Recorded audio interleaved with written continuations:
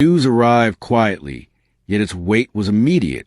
On Sunday, the 13th of July, 2025, Muhammadu Buhari, former military ruler and two-term civilian president of Nigeria, breathed his last in a London hospital at the age of 82. His longtime spokesman, Gubra Shehu, relayed the family's confirmation. The elder statesman had succumbed to a prolonged illness that afternoon. In their statement, they asked for prayers that Allah grant him al-Jannah al-Firdaus, the highest paradise in Islamic tradition. Across Nigeria, the announcement prompted a rare moment of collective pause, as citizens from all walks of life grappled with the passing of one of the nation's most consequential yet divisive figures. Born on December 17, 1942, in Dora, Katsina State, Buhari's origins were humble, shaped by the rhythms of rural northern Nigeria under colonial rule. The 23rd child of his father, he grew up in a large Fulani household where discipline and Islamic values were foundational. His early years offered little indication of the extraordinary trajectory his life would take, from a quiet provincial upbringing to the center of national power, not once, but twice. The military became his gateway. Enlisting in 1961, just a year after Nigeria's independence, he rose steadily through the ranks, distinguishing himself during the brutal civil war as a capable, if uncompromising, officer. By the early 1980s, Nigeria's Second Republic was floundering under economic mismanagement and allegations of corruption. On December 31st, 1983, then Major General Buhari seized power in a bloodless coup, overthrowing President Shehu Shagari. His rhetoric was blunt. The country needed discipline, order, and a purge of graft. What followed was a 20-month reign marked by sweeping, often draconian measures.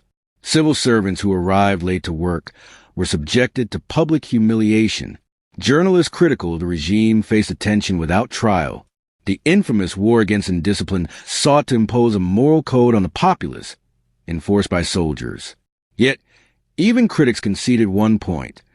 Buhari himself appeared immune to the corruption he decried. His personal integrity became his defining trait, one that would outlast his military rule. His downfall came as abruptly as his rise. In August 1985, General Ibrahim Babangida orchestrated a palace coup, toppling Buhari and placed him under house arrest for 3 years. For most, this would have been an ignominious end.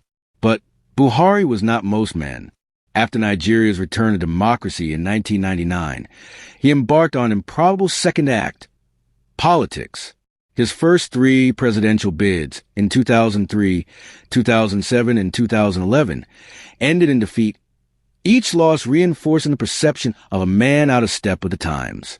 Yet, his base in the North remained loyal, drawn to his austere persona and unyielding stance against corruption. The 4th attempt would rewrite history. Aligned with political strategist Bola Tinubu to form the All Progressives Congress, APC, Buhari, then 72, achieved the unthinkable in 2015. He unseated an incumbent president, Goodluck Jonathan, in Nigeria's first opposition victory at the ballot box. Supporters celebrated not just a political triumph, but a moral one, a vindication of their belief that a leader of unshakable principles could prevail. But governing proved harder than campaigning. Buhari's presidency, 2015 to 2023, became a study in contrasts.